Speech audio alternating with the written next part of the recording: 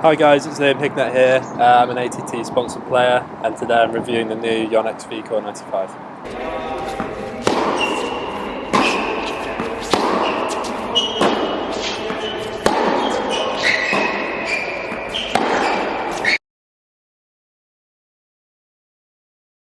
I chose a 95 previously because I just felt if I hit the sweet spot on the shot, it just came out a lot cleaner and crispier than the 98, and I just felt I had a little bit more control with the 95. And the spin element I thought was a little bit more prevalent on this one rather than the previous 98 too.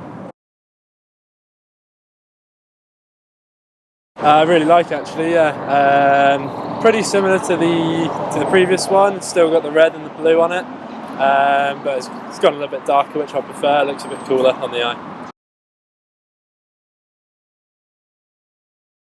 Definitely felt less stiff than the previous version, and while sometimes maybe the shots sort of on the first few felt a little bit wild, I thought it was pretty easy to get used to it and still be able to control the ball just as well.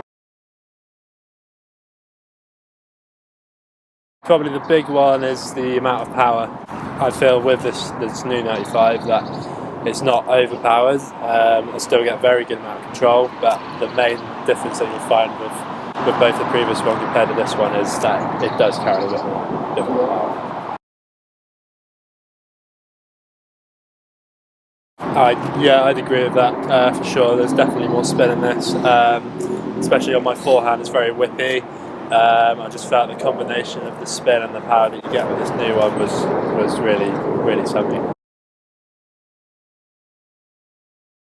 For me, yeah, I thought the stability was pretty good on the stock version. Probably wouldn't have to add too much. I probably still would, just because I do like that stiff, stable feeling.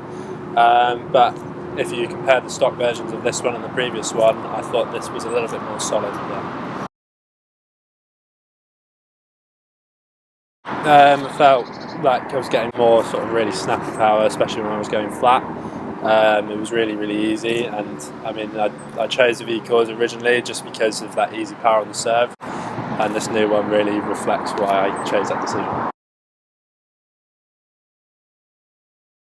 Yeah, I feel like this one was a little bit more flexible than the previous version, and also just felt a bit more solid as well with the control element. If I was going for some drop shots or some slices from the back or volleying, it did feel that the flexibility shone through, and it was really easy to use with that part. Yeah, I would probably say it's a little more comfortable than the previous version in terms of just being able to feel the ball really well, having a little bit more power on it than the previous one, but not too much that I'd start overhitting. Still maintains the control element really well. So I've used this racket previously with Hyper G, as it's very spinny, very rough. Helps you to generate even more spin on the ball. And we tried a similar sort of string in the mains, and then a bit more of a greasy string in the crosses. And I thought that worked pretty well, but I would probably stick with the Hyper G just because it really complements the racket well, and I'm able to get even more spin on the ball. Thanks for watching all the way through the video. This racket is a big plus for me. Really like the new update, and it's definitely something I will consider swapping to.